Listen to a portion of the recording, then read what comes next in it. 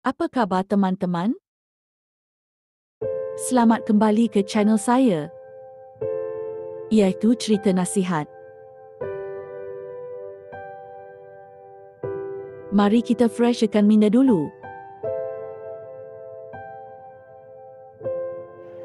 Pada suatu pagi, Rasulullah berbincang dengan para sahabatnya mengenai Dajjal.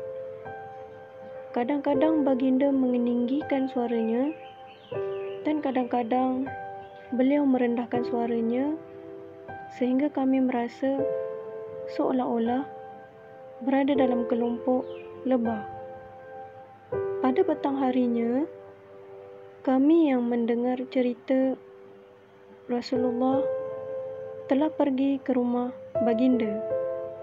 Baginda telah tahu tentang maksud kedatangan kami. Tanya Rasulullah, "Apa kabar kamu semua?" Jawab kami, "Alhamdulillah, kami baik-baik saja." Maksud kedatangan kami ini sekadar hendak bertanya mengenai Dajjal dan mengapa apabila Rasulullah berbicara, kadang-kadang suara Rasulullah tinggi dan kadang-kadang rendah. Jawab Rasulullah sallallahu alaihi wasallam, "Bukan Dajjal yang mengkhawatirkan aku terhadap kamu semua. Jika dia muncul dan aku masih berada di antara kamu, tentu akan aku bela kamu terhadapnya. Dan jika dia muncul sedangkan aku tidak berada di samping kamu, maka umat manusia akan menjadi pembela di atas dirinya sendiri, dan Allah Ta'ala penggantiku menjadi pembela atas setiap orang Muslim." Dajjal pemuda berambut kerinting, matanya sepet. Aku lebih suka mengatakannya serupa dengan Abdul Uzza bin Qatan. Sesiapa di antara kamu yang bertemu dengannya, hendaklah dibacakan padanya permulaan surah Kahfi. Dia akan muncul di suatu tempat yang sunyi antara Syam dan Iraq. Lalu dia membuat kerosakan di kanan dan kirinya. Wahai hamba Allah, kerana itu teguhkanlah pendirianmu. Tanya kami, berapa lamakah Dajjal akan tinggal di bumi? Jawab Rasulullah, selama 40 hari. Satu hari sama seperti 1 tahun. 1 hari seperti sebulan. 1 hari seperti seminggu. Dan selebihnya seperti hari-hari kamu sekarang. Kami bertanya, "Ya Rasulullah, ketika sehari seperti setahun, cukupkah kalau kami solat seperti solat sekarang?" Jawab Rasulullah, "Tidak, tetapi hitunglah bagaimana pantasnya." Tanya kami lagi, berapa kecepatannya di bumi? Jawab Rasulullah, seperti hujan ditiup angin. Dia mendatangi suatu kaum, maka diajaknya kaum itu supaya beriman kepadanya.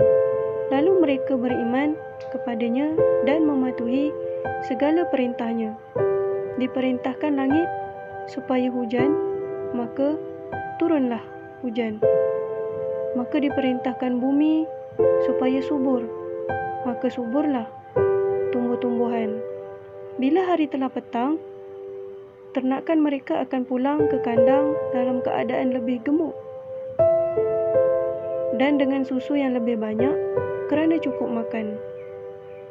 Kemudian didatangi kaum yang lain dan diajaknya mereka supaya beriman kepadanya, tetapi mereka menolak ajakannya. Maka dia berlalu dari mereka. Keesokan paginya, negeri mereka menjadi kering kontang dan habis semua kekayaan mereka. Kemudian dia, yakni Dajjal, melawan negeri yang telah rosak itu dan berkata, "Keluarkanlah perbendaharaanmu." Maka keluarlah seluruh kekayaan negeri dan pergi mengikuti Dajjal seperti pemimpin lebah diikuti rakyatnya. Kemudian dipanggilnya seorang pemuda remaja, lalu dibelah dengan pedangnya sehingga anak muda itu terbelah dua, dan belahannya dilemparkan sejauh anak panah yang dipanahkan. Dajjal memanggil tubuh yang terbelah itu kembali. Dia datang seutuhnya dan dengan wajah berseri-seri sambil ketawa. Sementara Dajjal asyik dengan perbuatannya yang merosak, Allah Ta'ala menurunkan Isa Al-Masih Ibnu Maryam. Dia diturunkan Allah dekat Menara Putih sebelah timur Damsyik dengan memakai dua pakaian berwarna sambil berpegang pada dua sayap malaikat. Apabila dia menundukkan kepala, hujan akan turun, dan apabila dia mengangkat kepalanya, berjatuhan daripada biji-biji perak bagaikan mutiara. Kafir tidak boleh mencium bau nafasnya, kerana sesiapa yang terkena bau nafasnya akan terus mati. Bau nafasnya boleh dirasakan sejauh mata memandang. Maka Isa alaihi salam akan mencari Dajjal dan akan bertemu dengannya di pintu gerbang kota Lut, yakni sebuah kota dekat Baitul Maqdis. Lalu dibunuhnya Dajjal tersebut.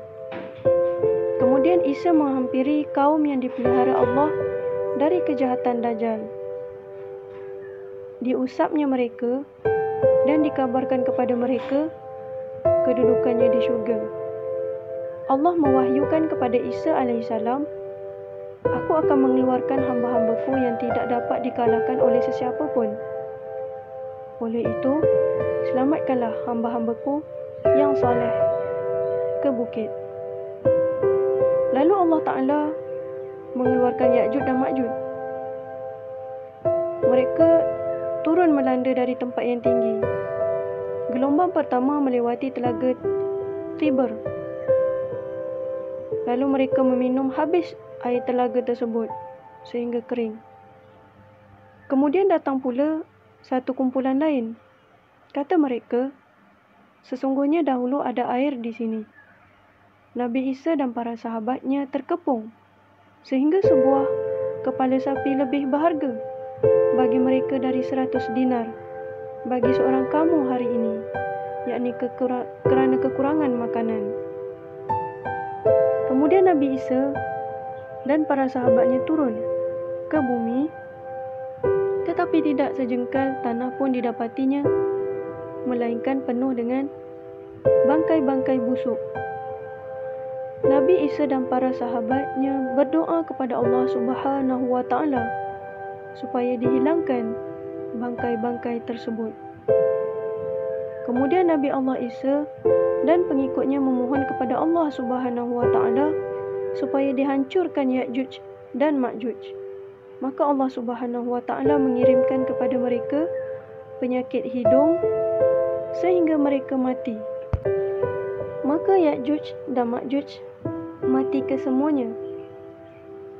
Kemudian Allah menurunkan hujan sehingga walaupun rumah tanah liat dan rumah-rumah bulu dibersihkannya sehingga bumi kelihatan seperti kaca. Allah kemudiannya perintahkan kepada bumi, "Tumbuhkan tumbuh-tumbuhanmu dan kembalikan keberkatanmu." Ketika itu, sekumpulan keluarga menjadi kenyang hanya dengan memakan sebiji delima, dan mereka dapat berteduh di bawah kulitnya. Rezeki mereka sangat berkah sehingga kan susu seekor unta cukup untuk menampung keperluan orang kampung. Manakala susu seekor sapi cukup untuk orang satu kabilah. Susu seekor kambing pula cukup untuk sekeluarga dekat. Ketika itu mereka sedang berada dalam keredaan Allah Ta'ala. Tiba-tiba Allah mengirimkan angin baik memasuki ketiak mereka, maka tercabutlah roh-roh setiap orang mukmin dan muslim. Maka tinggal orang-orang jahat belaka. Mereka bercampur baur seperti keldai. Sesudah itu terjadilah hari kiamat.